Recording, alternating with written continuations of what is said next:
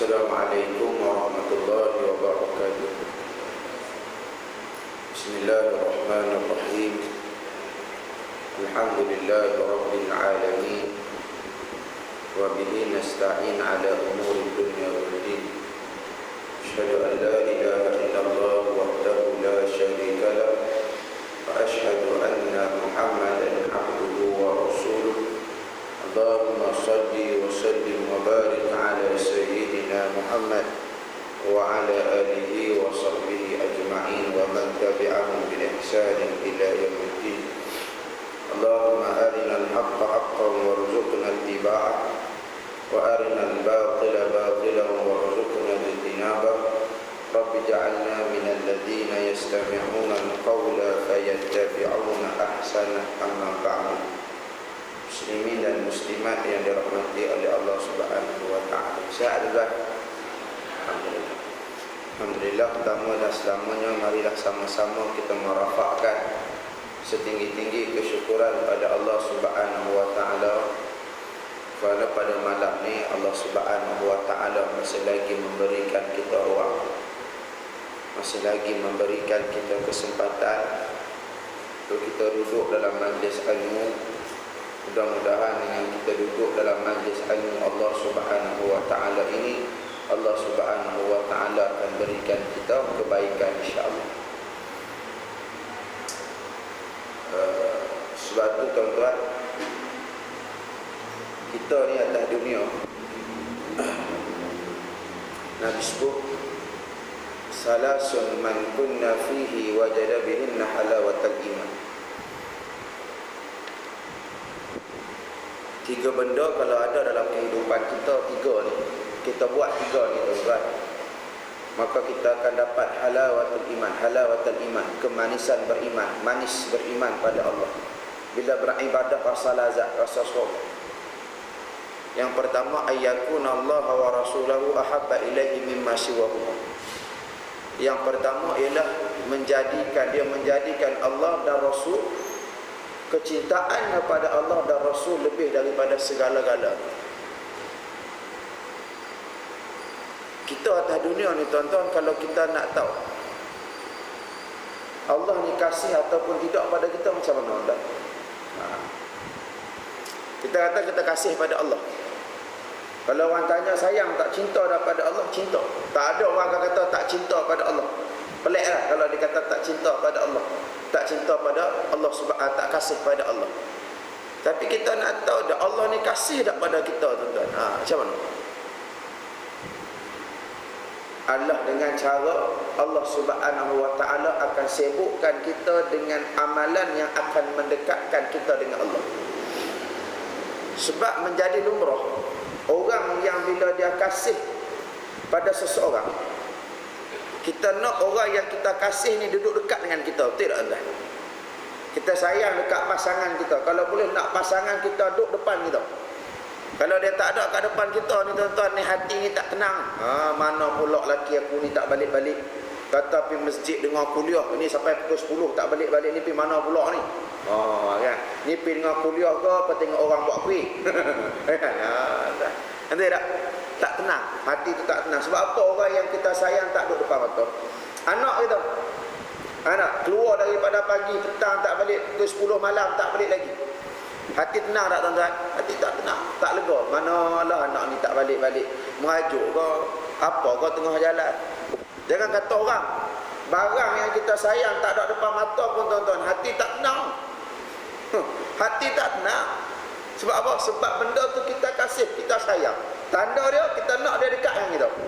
Maka begitulah Allah, bila kasih pada hamba dia, maka dia akan jadikan hamba ni sibuk dengan amalan-amalan yang akan menjadikan hamba ni dekat dengan Allah. Sebab tu tuan-tuan, antara tanda Allah berpaling, Allah dah tak kasih, Allah dah tak cinta, Allah dah tak sayang kita tuan-tuan. Antara tandanya ialah Allah sibukkan kita dengan amalan yang tidak ada manfaat di akhir akhirat. Allah bagi kita sibuk buat amalan-amalan yang tak beri pahala, yang tak akan selamatkan kita daripada api neraka di hari akhirat. Allah sibukkan kita sehingga kita makin lama makin jauh daripada Allah. Itu tanda Allah tak kasih, Allah tak benci, Allah benci pada kita. Tuan-tuan, kita ni Kalau orang tak sayang kita, tuan-tuan, kita sayang orang tu. Tapi orang tu tak sayang pada kita. Dia tak kasih pada kita. Kita boleh cari orang lain. Ada orang lain yang boleh sayang, yang boleh kasih pada kita, tuan-tuan. Tapi kita kalau Allah dah tak kasih, Allah dah tak cinta pada kita, tuan-tuan, kita nak cari Tuhan mana lagi yang kasih, yang kita nak kasih, yang kita nak cinta atas dunia. Sebab tu, tuan-tuan, tanda Allah tak kasih pada seseorang ialah Allah biarkan dia sibuk dengan perkara-perkara yang tidak ada manfaat untuk dia di hari akhirat, yang tak akan selamatkan dia daripada api neraka.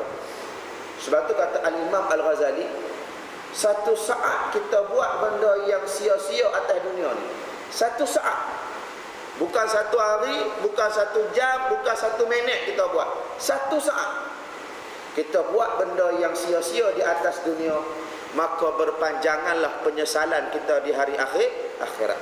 Buat satu saat, panjang menyesal. Tambah satu saat lagi panjang kita menyesal di hari akhirat. Sebab tu atas dunia, mudah-mudahan dengan kita datang majlis ilmu ni, tuan-tuan, Allah gerakkan kita datang, kita duduk dalam majlis ilmu ni, ini sebagai tanda Allah kasih dan juga Allah cinta. Allah nak kita ni selalu buat benda-benda yang mendekatkan kita dengan Allah Subhanahu wa taala. Sebab jiwa kita ni, tuan-tuan, dia ada ruang. Hati kita, jiwa kita ni, tuan-tuan, dia ada ruang. Bila sebut ruang, dia kena isi. Sebab kalau tak diisi, akan ada benda yang lain yang duduk kat situ. Maka jiwa kita kalau tak diisi dengan ketaatan, jiwa kita akan dihuni dengan kemaksiatan.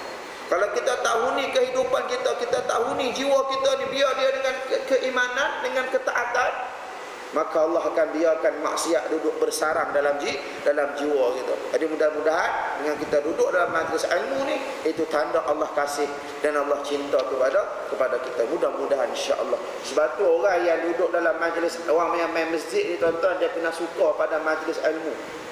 Peliklah kalau ada orang main masjid tak suka kuliah. Kalau ada orang main masjid tak suka kuliah, tuan-tuan, itu makna dia datang masjid dengan hati yang kotor, dengan hati yang tidak ada keimanan pada Allah. Dia sekadar datang, tapi jiwa dia tak ada sekali. Sebab apa?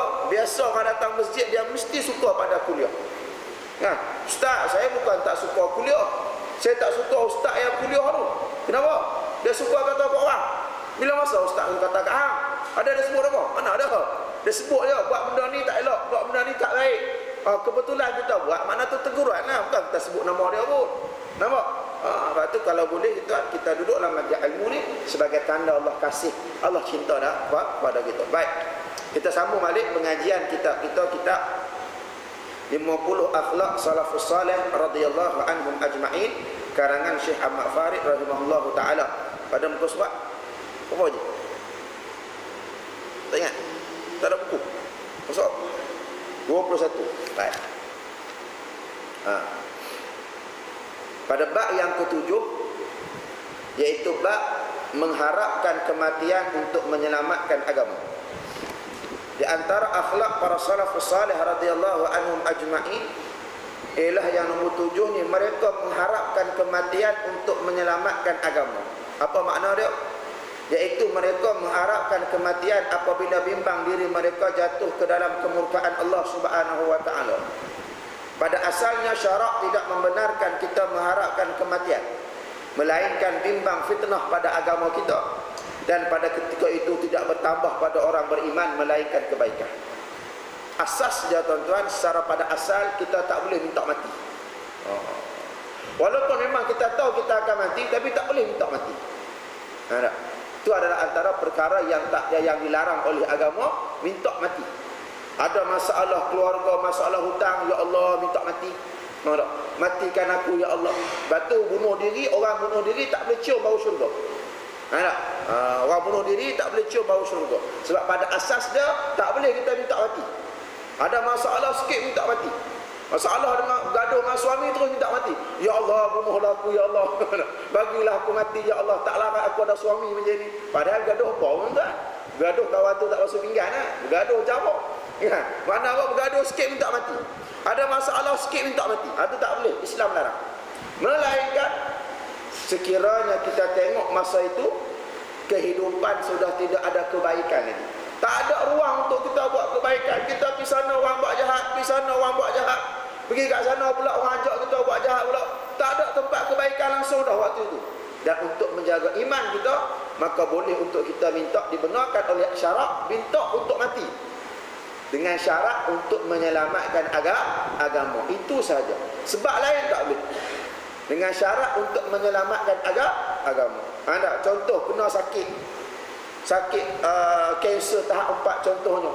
Ada tak boleh, walaupun sakit macam mana tak boleh minta mati. Tak boleh minta mati. Sebab kalau kita minta mati, seolah-olah kita berputus asa daripada rahmat Allah. Sedangkan Allah ajar dalam Quran, la taqnatu min rahmatillah. Jangan kamu berputus asa daripada rahmat Allah. Jangan putus asa. Sakit macam mana minta Allah sembuh. Sakit macam mana ikhtiar berubat. Sebab di sana ada rahmat daripada Allah. Barangkali Allah bagi kita sihat, mana nak tahu. Lepas tu Islam larang, ada masalah minta mati, ada masalah sikit minta mati. Sebab mati ni tuan-tuan bukan benda seronok. Kerana kematian ini adalah pemutus kepada segala kelazatan atas dunia. Sebab tu orang yang cinta pada dunia, dia takut pada mati. Sebab apa? Sebab dia takut dia hilang kelazatan yang ada di atas dunia, dan dia takkan dapat kelazatan di hari akhirat. Tapi orang yang beriman, orang yang kasih, orang yang cinta pada Allah, dia sentiasa bersedia. Bukan dia nak mati, dia sentiasa bersedia dengan kematian, kerana dia nak berjumpa dengan kekasihnya, iaitu Allah Subhanahu wa ta'ala. Jadi pokok dia tuan-tuan, minta mati tak boleh. Melainkan ketika itu tidak ada benda yang boleh kita dapat, melainkan kejahatan saja. Pergi sana jahat, pergi sini jahat, tak ada kebaikan. Maka kita nak selamatkan iman, bimbang jadi orang jahat juga, maka ketika itu boleh kita minta kematian. Tapi benda ni tak praktikal zaman sekarang. Zaman sekarang tak boleh. Sebab apa? Sebab zaman sekarang ni ruang nak buat kebaikan tu masih banyak. Kita masih lagi aman datang masjid. Kita masih lagi aman nak solat. Kita masih lagi aman nak beramal dengan kewajipan yang Allah perintahkan pada kita. Walaupun adalah beberapa benda yang kita tak boleh nak buat lagi. Bahkan bila kita nak buat, mendapat tentangan yang sangat hebat. Contoh, kita nak buat memperkasakan apa? Bidang kuasa mahkamah syariah, biar bagi luas. Biar sebab bidang kuasa mahkamah syariah sekarang ni, tak silap saya lah, hukuman paling berat dia boleh bagi 6 sebatan dengan denda apa 2,000 lebih kurang macam itulah. Makna tak luas. Anak, kalau setakat 6 sebatan langsung tak kena dengan hukuman ataupun ketetapan yang Allah tetap. Jadi kita nak luaskan kuasa mahkamah syariah supaya mahkamah syariah boleh kenakan hukuman, letak hukuman yang lebih kepada pesalah-pesalah tertentu, kesalahan-kesalahan tertentu, yang mana kesalahan-kesalahan ini termaktub di dalam Al-Quran sebagai undang-undang Allah Subhanahu wa ta'ala. Walaupun tak semua, tapi sebahagian. Walaupun tak semua, tapi sebahagian. Makna daripada 6, kalau orang tu minum arak, kena 6 sebatan saja. Bila dah diluaskan, maka kita akan kenakan sebagaimana yang Islam ajar, yang Islam suruh. Ada. Tapi dalam keadaan sekarang ni tuan-tuan, benda ni tak praktikal. Mana kita nak minta kematian sebab nak menyelamatkan agama. Sebab apa? Sebab masih lagi kita ada ruang untuk buat kebaikan. Jadinya macam mana tuan-tuan? Jadinya kalau kita nak minta juga, minta dalam keadaan berlapis. Apa makna berlapis? Mana kita tak direct minta mati. Doa ada macam mana yang boleh saya ajar, kita kongsi. Kata, ya Allah, Anda kata kehidupan ini baik untukku. Kalau aku hidup ni baik untuk agamaku, baik untuk akhlakku, baik untuk kehidupanku, maka kau panjangkan umurku ya Allah. Tapi sekiranya kematian, sekiranya kehidupan ini, kalau aku panjang umur ini adalah buruk bagiku, buruk untuk agamaku, buruk untuk kehidupanku di hari akhirat, maka aku serahkan urusan ini kepadamu ya Allah. Engkau lah yang maha mengetahui segala sesuatu yang baik. Nampak tak? Jadi kita berlapis. Mana tak minta, ya Allah bagi mati terus ya, jangan. Sebab apa? Sebab yang pertama, asas dia agama melarang kita mohon kepada kematian. Entah, sebab mati ni kalau tak minta pun mesti mati dah. Mesti mati. Yang penting ialah kita bersedia untuk menghadapi kematian. Sebab tu orang yang cerdik ialah orang yang buat persiapan. Persiapan apa? Persiapan untuk menghadapi kematian. Inilah orang yang cerdik. Orang yang cerdik ni tuan-tuan ialah orang yang memang buat persiapan, sama ada untuk kehidupan dunia dia ataupun kehidupan akhirat dia. Orang yang hidup atas dunia ni cerdik, dia bersiap untuk kehidupan dunia dia. Dia siap untuk kehidupan dunia dia akan datang, masa tua dia, masa sakit dia dan sebagainya. Dan orang yang beriman atas dunia ni, dia buat persiapan untuk kehidupan selepas kematian, iaitu di hari akhirat nanti. Jadi tuan-tuan yang dirahmati oleh Allah Subhanahu wa taala, yang penting bila bab mati ni, kita ingat pada mati dengan cara kita bersedia, iaitu dengan kita buat persiapan. Persiapan untuk orang yang beriman bila nak hadapi kematian ni, Nabi ajar tiga. Nabi ajar tiga persiapan yang mesti kita buat untuk menghadapi kematian. Sebab apa? Sebab tiga benda ni tidak akan terputus dengan kita walaupun kita telah mati. Nabi sebut apa? Idza mata bani Adam, apabila matinya ada Adam, maka terputus daripadanya semua benda. Ahli, keluarga, harta, benda, rumah, kereta, apa semua tinggal, terputus, tak ada hubungan, melainkan kepada tiga perkara. Yang mana tiga perkara ini adalah hasil usaha kita atas dunia dulu. Yang pertamanya ilmu yang bermanfaat. Sebab tu orang yang beriman dia mesti ada ilmu. Dia mesti persiapkan dia dengan ilmu. Apa makna ilmu yang bermanfaat? Iaitu ilmu yang mana dia belajar, yang mana dia tahu, kemudian dia balik, dia sampaikan pula kepada orang lain. Sebab tu tuan-tuan, antara sebab kenapa saya bawa kitab ni. Kenapa saya bawa kitab ni? Kitab yang ringkas, kitab yang orang kata apa? Kitab yang simple, yang mudah tuan-tuan faham. Kalau tuan-tuan baca sendiri pun tuan-tuan boleh faham. Cuma ada benda-benda yang kena terang. Contoh bab yang ketujuh ni, kena terang lebih lah, sebab takut salah faham. Tapi kitab ni kitab yang ringkas. Sebab tu mula-mula hari tu saya suruh tuan-tuan beli, lepas tu simpan dan juga bawa masa kuliah. Tapi nak macam mana, tinggal saya seorang yang bawa tuan-tuan. Abang ni seorang. Tak apalah. Kenapa saya bawa kitab ni yang simple, yang ringkas ni? Supaya balik, kemudian saya baca pun tak banyak. Berapa tahun dah tuan-tuan, saya tak silap saya dah setahun lebih kita baca kitab ni. Baru bab yang ketujuh, tak sampai 20% pun lagi kita baca kitab ni. Kenapa? Sebab saya nak tuan-tuan balik, tuan-tuan sampai pula pada ahli keluarga. Baca pula kitab ni dengan keluarga. Baca sikit dah. Apa yang tuan-tuan dengar dalam kuliah ni, mana-mana hak ingat dalam otak tu, itu sampai pada keluarga. Supaya apa? Supaya dia jadi amal jariah, ilmu yang bermanfaat. Supaya bila kita sampai pada ahli keluarga kita buat, kita nanti duduk alam barzah dia buat lagi, kita dapat pahala. Sebab tu saya bawa kitab ni ringkas. Saya tak bawa yang berat-berat supaya mudah kita balik dan kita sampaikan kepada keluarga kita. Baik. Satu, ilmu. Lepas tu tuan-tuan, nak ada ilmu yang bermanfaat, yang kita amal, kemudian kita ajar, tak lain dan tak bukan mesti kita datang majlis ilmu, datang kuliah dan sebagainya. Lepas tu majlis ilmu ni tuan-tuan bagi hidup. Kalau ada orang nak kacau majlis ilmu ni, biar kita orang yang pertama yang mempertahankan majlis ilmu ni. Biar kita orang yang pertama. Biar kita orang yang sungguh-sungguh dengan majlis ilmu ni. Macam saya sebut tadi, pelik kalau ada orang masjid tak suka pada majlis ilmu. Kalau orang luar yang tak suka pada majlis ilmu tu biasalah. Sebab dia dengar daripada corong-corong speaker masjid. Dia dengar daripada luar. Hak dalam masjid ni, yang main masjid ni, jangan ada kita tak suka pada majlis ilmu. Kalau tak suka pada majlis ilmu, itu tanda kita tak suka daripada dengan keberkatan daripada Allah. Sebab majlis ilmu ni adalah tempat yang berkat. Tempat turun berkat majlis ilmu ni. Kalau ada orang tak suka, orang ni jauh daripada keberkatan kehidupan dia, Allah tak bagi dia berkat dalam kehidupan dia. Baik, satu. Yang kedua, persiapan yang kedua yang Nabi sebut, iaitu dengan kita atas dunia ni kena sedekah jariah. Kena selalu sedekah. Sebab sedekah ni ialah tanda persiapan kita nak menghadapi kematian. Kita gunakan harta yang kita ada atas dunia ni sebagai apa? Sebagai saham untuk menyelamatkan kita duduk di alam barzah. Sebab tu tuan-tuan, di sedekah ni dia tak mesti banyak pun, tapi mestilah yang paling baik. Dia tak mesti banyak sedekah, tapi mesti yang paling baik. Batu Islam aja, lan tanalul birra hatta tunfiqun mimma tuhibbun.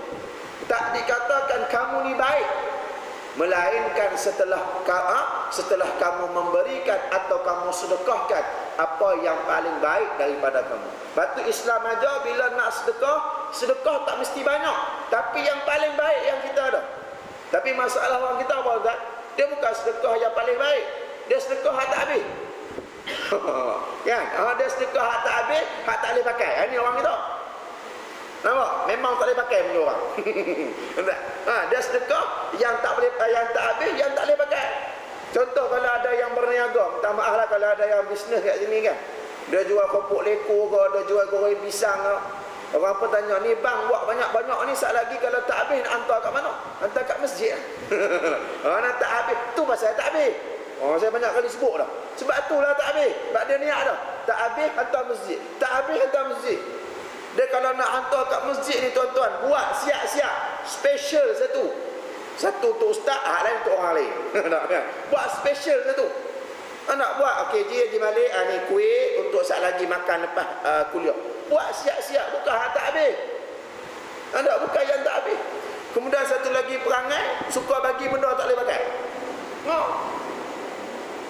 Contoh, benda ni biasa jadi kalau musim banjir. Bila musim banjir tuan-tuan, biasa dekat tempat tak banjir ni, dia akan buka pusat pengumpulan barang-barang kan. Hantar bantuan pada mangsa banjir. Ada orang bagi beras, ada bagi gula, ada bagi biskut, ada bagi roti, macam-macam lah. Bagi mihun, bagi macam-macam. Paling banyak apa? Baju. Kalau datang sekali tu tuan-tuan, 2 lori baju.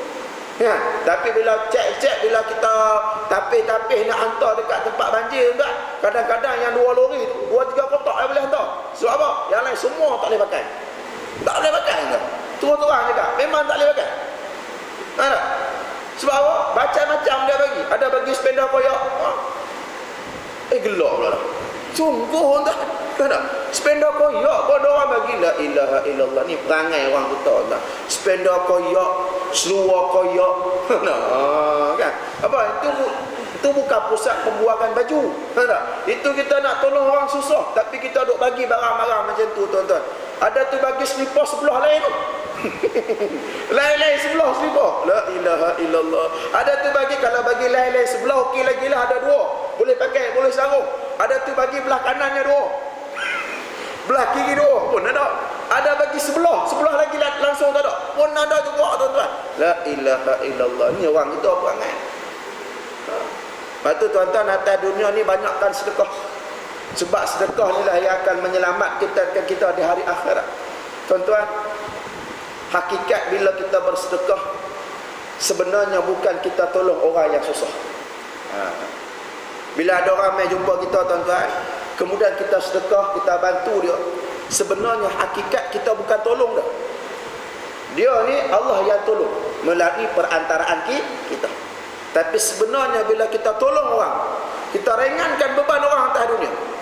Sebenarnya kita meringankan beban kita bila kita duduk di hadapan Allah Subhanahu wa ta'ala. Sebab tu banyakkan sedekah. Sedekahlah tuan-tuan. Sebab sedekah ni pahala dia berpanjangan. Pahala dia tak putus. Selagi orang guna, selagi tu kita dapat pahala. Contoh, masjid, dia kata orang jemaah pun makin ramai. Jadi dia kata masjid panas, aircon tak ada. Nak pasal aircon apa tu, dinding berlubang. Jadi buat program kipas, wakaf kipas. Jadi masjid pun buat program wakaf kipas. Offer siapa nak sedekah, satu kipas ni harga ada 200. Kita pun buat keluar duit daripada tabung haji. Kita kata Haji Malik, ni 200 sebiji kipas. Haji Malik pun beli sekali semua siap, pasang. Bila pasang tu, selagi mana kita sedekah tu pahala dah. Kemudian selagi mana ia digunakan, selagi itulah kita dapat pahala. Atau contoh tak beli sebiji pun, dia pecah satu kipas ni ada 4 bahagian macam korban. Buat 4 bahagian, 200, satu bahagian 50. Kita pakai 4 orang beli sebiji kipas 200, bagi dekat AJK masjid beli. Dia pasang pusing, sama, kita pun dapat pahala walaupun kita bagi dengan jumlah yang sedikit. Atau kata kipas mahal lah ustaz, 200 tu tak masuk GST lagi ya. Beli selipar Jepun contoh, selipar Jepun lah, walaupun nama dia selipar Jepun, tapi beli kat kedai Bangla tak tak apalah, selipar Jepun kita beli 2-3 pasang. Untuk apa? Untuk orang guna masuk bilik air, guna selipar tu supaya nanti kotoran daripada bilik air tu dia tak bawa masuk dekat masjid. Sepanjang orang guna selipar, walaupun selipar Jepun, kita waktu duduk di alam barzah, kita tetap dapat pahala. Disebut sedekahul jariyah, sedekah jariyah yang memberikan pahala yang berpanjangan sampai ke alam barzah. Bahkan bukan sampai alam barzah, sampai kita di hari akhirat Allah akan selamatkan kita daripada dibakar oleh api neraka Allah Subhanahu wa taala. Sebab Nabi sebut orang yang pemurah ni tuan-tuan, dia dekat dengan Allah. Allah kasih, Allah cinta orang yang pemurah. Yang kedua, dia dekat dengan manusia. Manusia sayang, manusia suka orang pemurah ni. Bahkan orang pemurah ni tuan-tuan, kadang-kadang dia mati pun orang ingat lagi. Tidak ada. Orang yang pemurah ni tuan-tuan, kadang-kadang dia mati pun orang ingat lagi. Saya ada satu kisah. Benda ni jadi kat diri saya, keluarga saya lah tuan-tuan. Masa arwah mak saya meninggal 3 tahun lepas. Waktu tu lepas election PRU 13 tu, mak saya meninggal lebih kurang 5 hari lepas tu. Saya balik daripada Mesir. Saya tak sempat lah, mak saya tanam pagi, saya sampai petang. Tapi tak apalah, saya balik tu, lama tu saya duduk kat Malaysia lebih kurang lepas sebulan. Tadi saya lepas itu tiap-tiap hari lah pergi ziarah kubur mak saya, baca Quran dan sebagainya. Jadi ada sekali tu saya pergi kubur, kebetulan saya bawa member saya seorang. Saya bawa member saya seorang sampai dekat kubur tu, sampai kat kubur arwah mak saya. Kawan ni bisik. Dia bisik. Dia kata, mak hang ni kuat sedekah. Mak kamu ni kuat sedekah. Saya tanya kenapa? Memang dia kuat sedekah. Macam mana tahu? Dia kata tu tengok kubur dia, tanah dia tinggi. Orang Melayu kita tuan, bila saya cek, saya kaji, saya tanya-tanya orang Melayu kita, dia kata antara tanda nak tahu orang ni hidup dia macam mana, sama ada dia ni pemurah ke kedekut. Tengok kubur dia, tanah kubur tu, biasa orang pemurah ni Allah bagi lebih. Dia tak mesti macam tu. Tak mesti, ini bukan dalil tuan. Ini pengalaman orang-orang tua. Jangan sekali lagi masuk berita pula, masuk paper, masuk Facebook, payah pula aku nak jawab. Ini pengalaman orang-orang tua. Iaitu bila mana jenazah tu, bila dia dah meninggal, tanah dia lebih. Bahkan mak saya pergi tu tuan-tuan, lebih kurang dah sebulan, dekat 2 bulan saya pergi kubur mak saya tu. Tapi tanah tu masih lagi tinggi. Biasa orang waktu tu mendap dah. Lagi-lagi dah sampai 1 hari tu memang mendap sungguh dah. Jadi suami tu dah boleh kahwin lain dah kalau masa tu. Tapi ni tuan-tuan tinggi lagi. Tinggi lagi. Jadi kawan saya bisik kata, mak hang ni pemurah ni. Saya tanya macam mana dia tahu?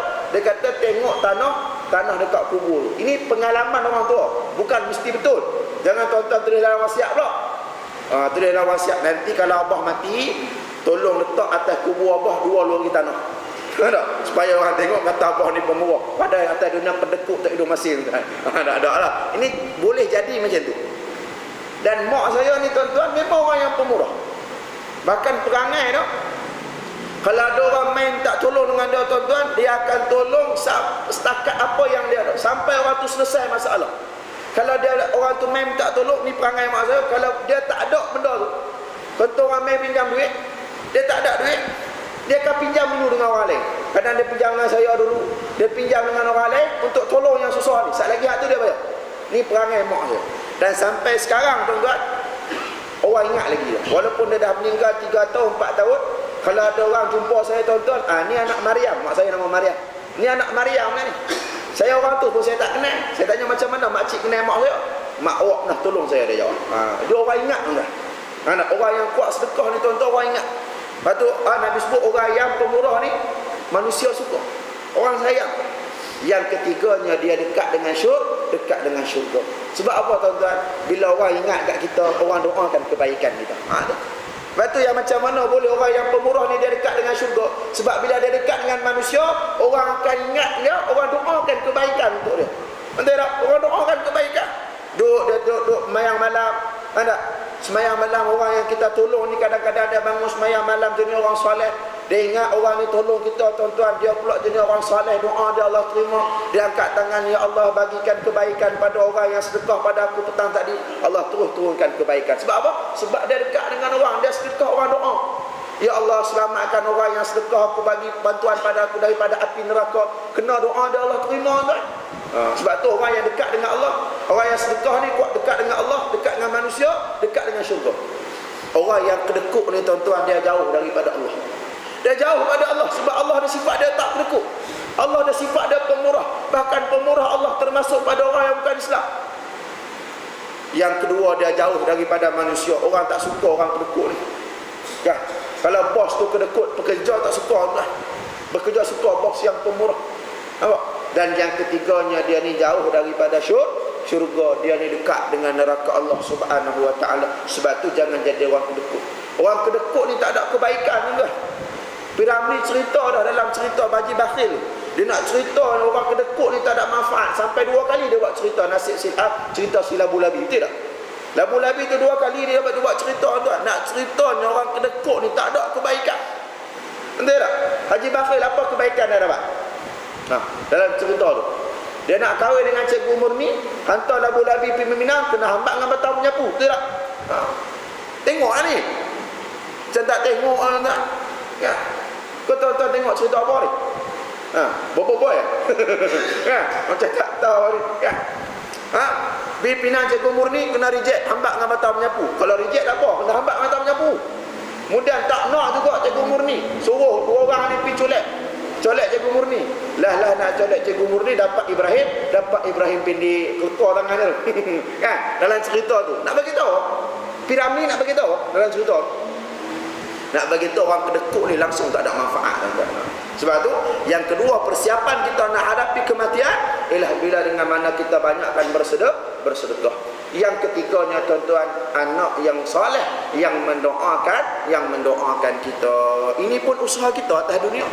Kalau kita tak usaha, tak bagi agama, tak bagi dia pelajaran, tak bagi dia ingat pada akhirat, tak bagi dia pandai baca doa, agak-agak anak ni doa tak kat kita, tuan?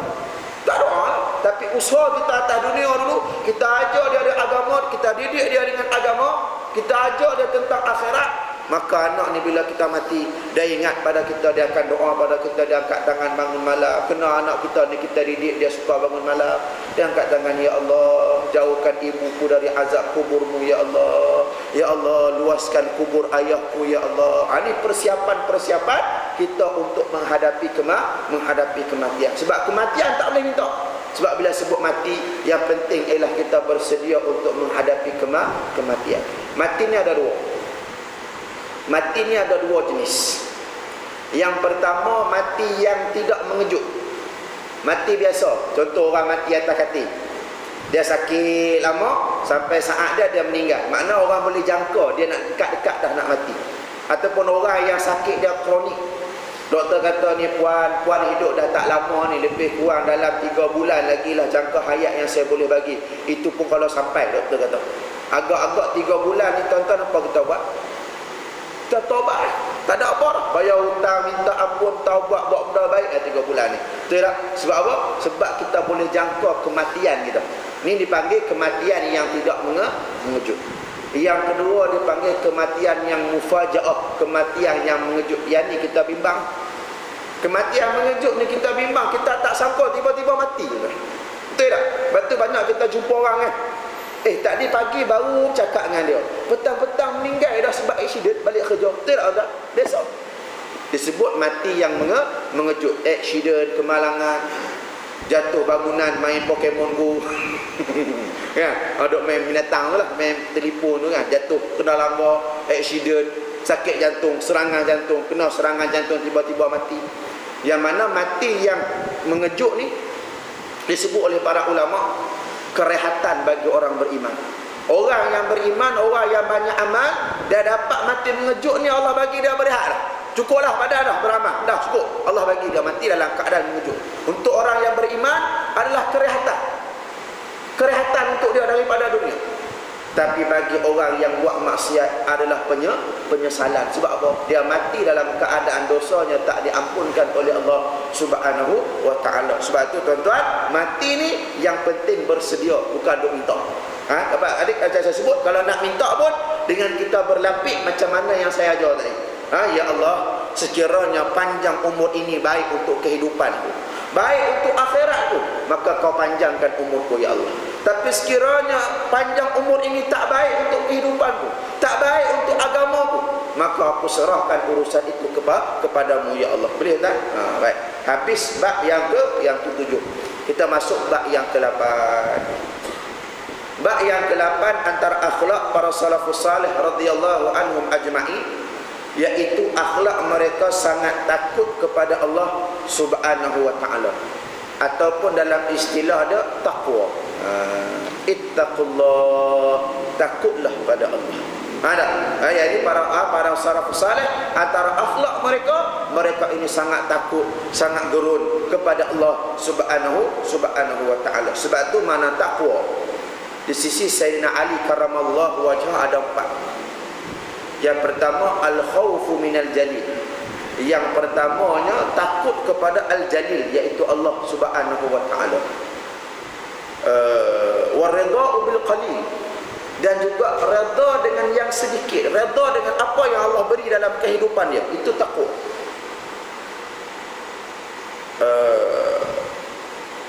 Wal amalu bit tanzil, yang ketiganya beramal dengan apa yang Allah turunkan dalam Al-Quran, dalam sunnah Nabi sallallahu alaihi wasallam. Tu orang bertakwa, beramal dengan apa yang Allah suruh dan juga mengelak daripada benda yang Allah larang, jauh pada benda yang Allah larang. Tu orang bertakwa.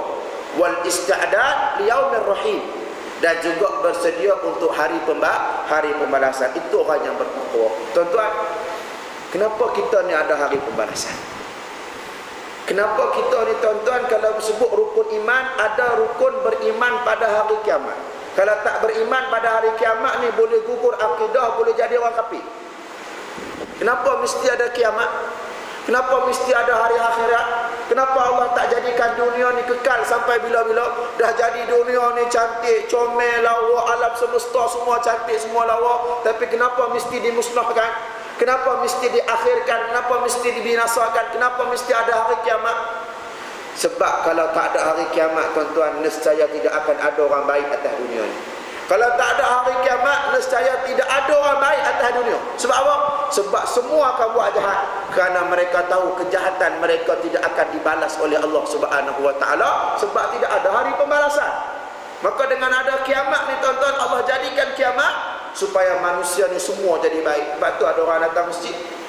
Kalau tak ada hari kiamat tuan-tuan, tak ada orang main masjid, tak ada orang main kuliah. Orang yang nak bagi kuliah pun tak ada. Kalau tak ada hari kiamat. Tapi sebab ada hari kiamat ni ada orang baik. Kalau tak ada hari kiamat tuan-tuan, nescaya tidak akan ada suami yang bagi nafkah pada isteri. Dia biar isteri je kalau tak ada hari kiamat. Kalau tak ada hari kiamat tuan-tuan, nescaya tidak akan ada isteri yang taat pada suami. Duk lawan je. Sebab apa? Sebab tak ada kiamat. Kalau tidak ada hari kiamat tuan-tuan, nescaya tidak akan ada peniaga yang jujur atas dunia ni. Semua menipu. Tak ada kiamat. Kalau tidak ada hari akhirat tuan-tuan, nescaya tidak akan ada pemimpin yang bersifat amanah. Bersifat amanah. Ketika mana menjadi pemimpin. Sebab ada kiamat tu jadi amanah. Tu ada pemimpin yang baik atas dunia. Kalau tak ada kiamat, habis semua jadi orang jahat. Sebab tu datangnya kiamat. Jadi orang bertakwa. Yang keempat yang dimaksudkan oleh Sayyidina Ali karramallahu wajhah ila al-ista'dad liyaumir rahim. Orang yang bersedia untuk hari pembalasan. Baik. Iaitu sangat takut kepada Allah Subhanahu wa taala daripada melakukan dosa dan azabnya, serta bimbang dimatikan di dalam su'ul khatimah. Jadi yang dimaksudkan apa yang mereka takut pada Allah ni, iaitu takut daripada melakukan dosa, yang mana akibat daripada dosa ni menyebabkan mereka dicampak masuk ke dalam api neraka, serta bimbang dimatikan di dalam su'ul khatimah. Lepas tu kalau kita perasan tuan-tuan, Nabi ajar pada kita dalam kehidupan kita ni supaya sentiasa takut dengan neraka. Sehingga kan cara Nabi nak kita ni sentiasa rasa gerun dengan neraka, antaranya ialah dengan Nabi Allah jadikan siksa neraka ni, Allah bagi dalam bentuk gambaran dunia. Contoh, kenapa dalam Quran Allah gunakan perkataan syurga ni perkataan bustan. Bustan, bila Allah nak cerita syurga, Allah guna perkataan bustan. Bustan ni dalam bahasa Arab, bustan, dalam bahasa Melayu makna dia kebun. Kenapa Allah gambarkan syurga ni dalam bentuk kebun? Supaya syurga ni boleh dibawa dalam dimensi manusia. Manusia boleh bayang syurga ni benda comel, syurga ni benda cantik. Sebab biasa kebun ni kan benda cantik, tidak kan? Kita duduk kat KL ni, duduk kat tengah bandar, rasa serabut, rasa tak tenang, rasa macam banyak masalah. Kita pun lari keluar sekejap daripada bandar, duduk dekat kampung-kampung, tidak? Pi janda baik, janda jahat, janda tak apa-apa nak baik. Macam-macam lah. Pi janda baik, pi Sungai Congkok, pi Ulu Langat, pi Ulu Yam. Tak? Sebab apa? Nak cari ketenangan. Sebab apa? Kebun ni memang terkenal dengan tempat yang tenang. Bila masuk tu dengan buah-buahan banyak. Ini dengan musim durian ni tuan-tuan. Ada durian balik. Kan? Musim durian, musim buah. Kan? Kemudian dengan air sungai ada yang jernih, dengan bunyi-bunyi binatang-binatang yang akan berikan kita ketenangan. Jadi kenapa Allah gunakan perkataan disebut al-mufassirin? Kenapa Allah gunakan perkataan nak gambarkan syurga, Allah gambarkan kebun supaya manusia ni boleh bayang syurga ni benda comel. Syurga ni tempat seronok, tempat yang kita nak pergi. Begitu juga bila mana Allah menggambarkan tentang azab neraka, Allah gambarkan dengan gambaran manusia boleh bayang. Contoh dalam sebuah hadis, Nabi sebut balasan kepada orang yang atas dunia ni Allah bagi dia harta. Harta dia banyak, tapi bila mana banyak harta ni dia tak berzakat, dia tak sedekah, dia jadi orang kedekut. Maka Nabi sebut orang yang kedekut ni, hari akhirat nanti harta yang dia kedekut, yang dia tak keluarkan zakat ni, harta dia tu akan Allah tukar. Allah ubah menjadi ular yang sangat-sangat berbisa. Yang mana ular ni dia ada rahang. Kemudian ular ni tuan-tuan di hari akhirat dia akan belik tuan dia ni, yang kedekut ni dia akan belik. Lepas dia belik, dia akan mamah pula dengan kedua-dua rahang dia. Sebiji macam ular atas dunia. Tidak. Ular atas dunia kalau yang jenis tak mematuk. Yang jenis kalau nak makan binatang yang lebih besar dia akan belik. Biasa ular ni pertama mula-mula dia akan belik dia punya mangsa. Tidak. Dia belik, Allah bagi dia kekuatan bila mana dia belik tu, yang besar pun tulang yang kuat pun boleh jadi boleh patah, boleh remuk, boleh jadi lembut. Bila dah lilik, bila dah lembut mangsa ni, barulah dia akan mamuk sikit sampai habis. Tidak. Tu kan yang kita tengok dalam rancangan-rancangan National Geography, kita tengok binatang-binatang. Bila ular ni dia nak makan, perangai dia macam tu. Sebab apa? Sebab apa Nabi gambarkan, Allah gambarkan orang yang kedekut ni nanti ular ni dia akan belik, dia akan mamuk. Supaya manusia lagi atas dunia dia dah boleh bayang azab neraka ni macam mana. Dia dah ada rasa gerun akan neraka Allah Subhanahu wa taala. Dan sebab tu tuan-tuan kita perasan dalam banyak-banyak doa yang diajar dalam kehidupan kita, doa yang paling banyak doa minta jauh daripada api neraka. Tidak. Sebab apa? Sebab amalan yang paling banyak kita buat sehari apa? Apa amalan paling banyak kita buat sehari? Masuk bilik air. Jarang orang, ada orang 2-3 kali dia kencing sehari, melainkan orang kencing manis. Tak ya. Pakai baju. Kadang 2-3 kali ya kita tukar baju tuan-tuan. Pergi kerja, kadang-kadang satu kerja je kita buat. Apa paling banyak kita buat sehari? Makan. Sat lagi lepas kuliah makan. Sehari kadang-kadang 6 kali kita makan, tidak kan?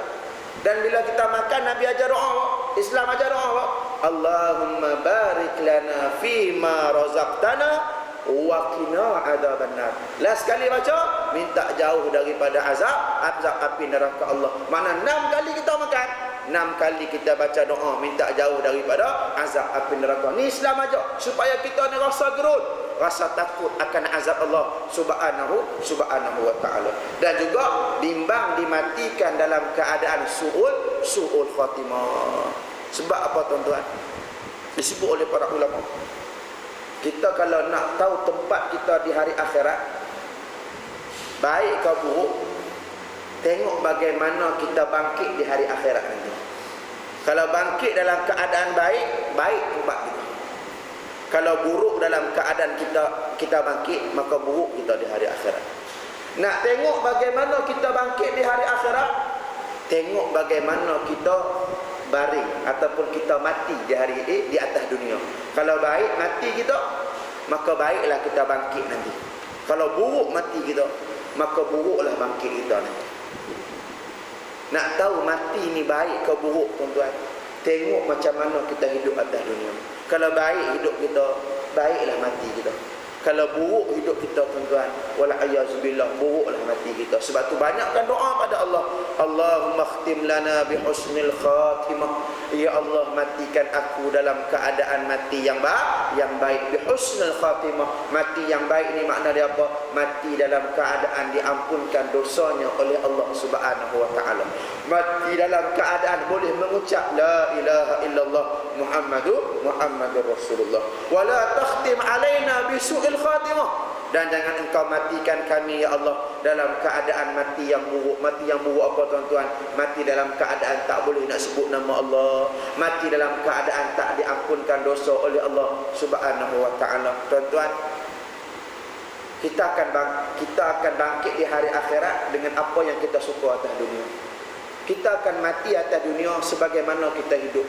Sebab tu kalau kita hidup nak mati, kita hidup sebut Allah, mati hidup sebut Allah. Hidup mesti sebut, hidup mesti sebanyak sebut Allah. Kalau kita nak mati tu boleh sebut nama Allah, biar hidup ni banyak sebut nama Allah tuan-tuan.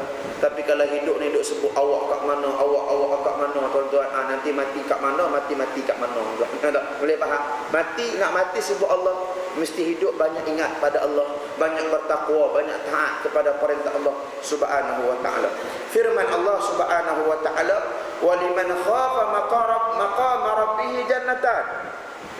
Maksudnya, dan orang yang takut akan keadaan dirinya di mahkamah Tuhannya untuk dihitung amalannya. Orang yang takut, orang yang sentiasa menghisab, orang yang sentiasa muhasabah, disediakan baginya 2 syurga. Allah bagi dia 2 buah syurga Allah. Sebab tu kena banyak hitung diri kita. Kita nak tidur tu tuan-tuan, nak baring, nak lelap mata tu, letak tangan atas kepala, biasa kita fikir apa? Kenapa bisnes hari ni jatuh? Tidak. Apa besok nak buat kalau nak bagi naik balik bisnes? Apa jadi dengan aku hari ni? Tapi pernah tak tuan-tuan kita letak tangan kita atas kepala, kita fikir, ya Allah, apa amalan aku buat hari ni yang akan selamatkan aku daripada azab api neraka Allah nanti? Pernah tak kita fikir, ya Allah, apa amalan aku hari ni yang aku boleh tunjuk pada Allah di hari akhirat nanti, supaya Allah boleh masukkan aku ke dalam syurga Allah Subhanahu wa taala. Kena selalu hisab, muhasabah. Kata Sayyidina Umar Al-Khattab, hasibu anfusakum qabla an tuhasabu. Hisablah diri kamu sebelum kamu dihisab di hadapan Allah Subhanahu wa taala. Hisab, hitung diri kita, sebab tidak akan rugi untuk orang yang selalu muhasabah. Orang yang selalu muhasabah, orang yang selalu perbaiki diri, dia tak ada kerugian. Allah akan berikan dia kebaikan sebab dia selalu ubah diri dia ke arah kebaikan. Sebab tu kita kena selalu takut diri kita.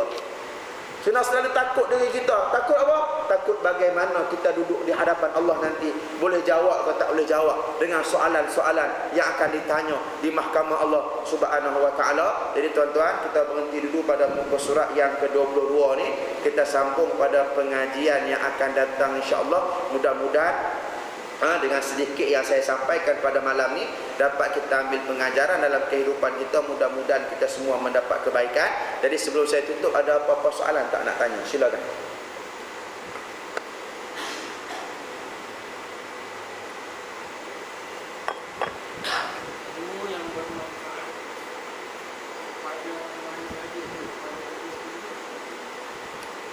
Baik.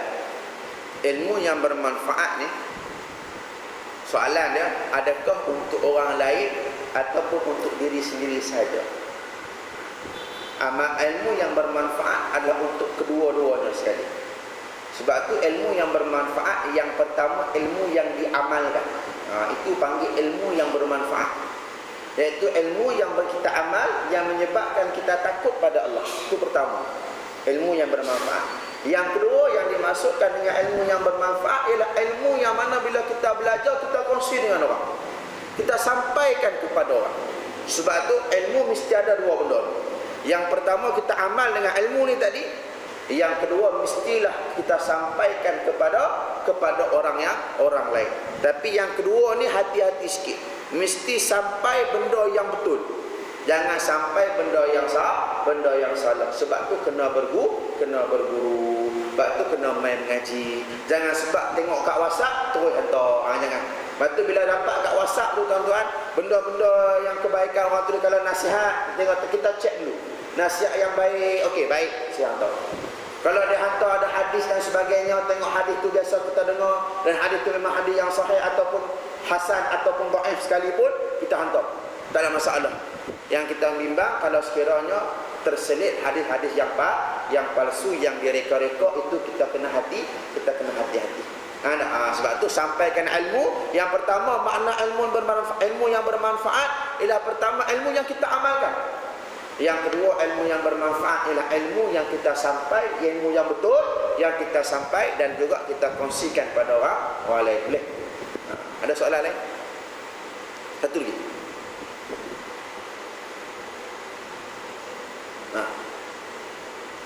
Ada soalan? Baik. Kalau tidak ada.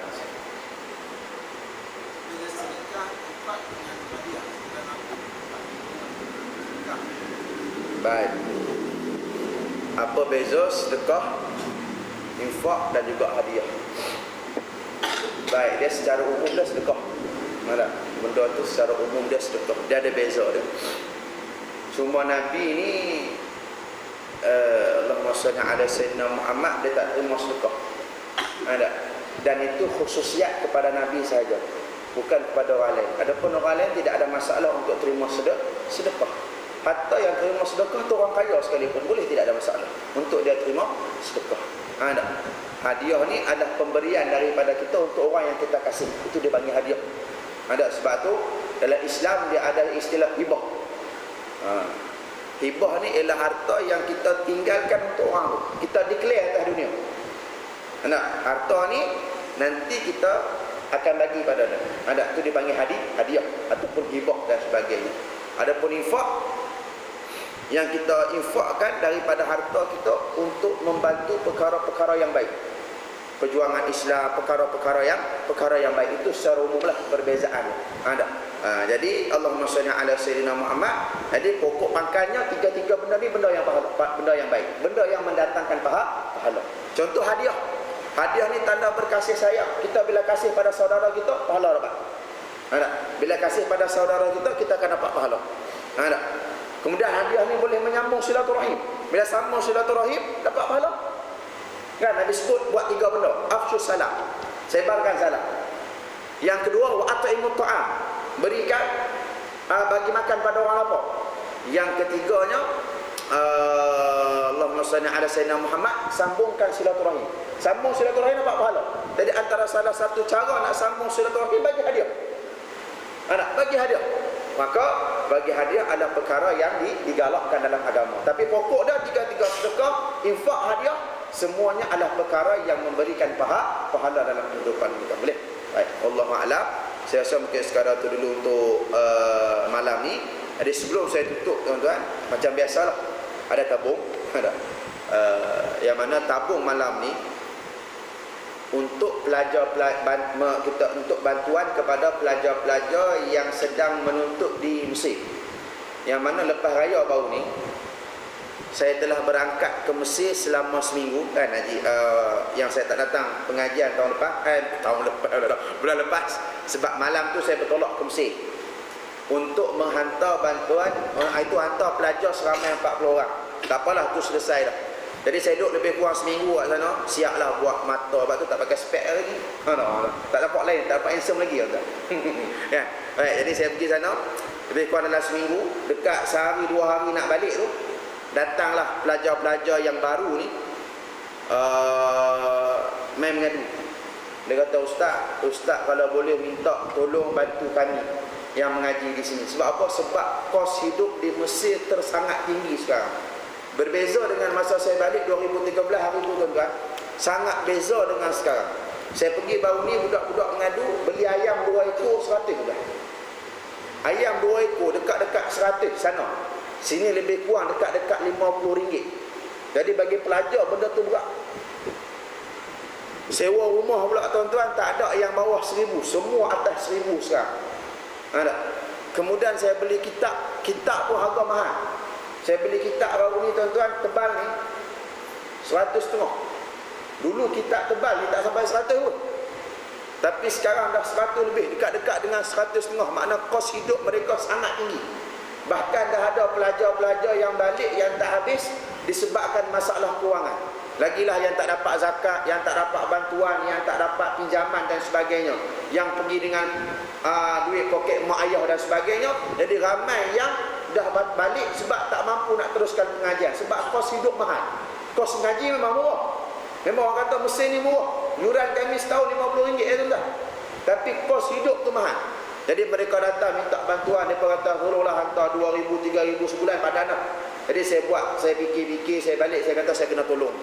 Nak kena tolong. Sebab mereka ni kalau mereka tak mengaji, tak teruskan pengajian, siapa nanti yang nak balik, yang nak ajar anak-anak kita pada agama, tuan-tuan. Mereka ni lah, yang pergi mengaji, yang pergi menuntut ilmu ni, akan balik, dia akan ajar anak-anak kita pula nanti. Akan ajar pula keturunan kita nanti, tuan-tuan.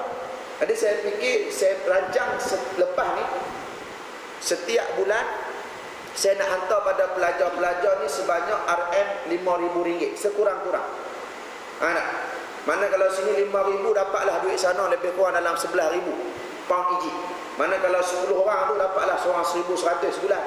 Atau kalau 20 orang bolehlah seorang dalam 500 lebih sebulan. Padahal untuk dia hidup dekat sana, tuan-tuan.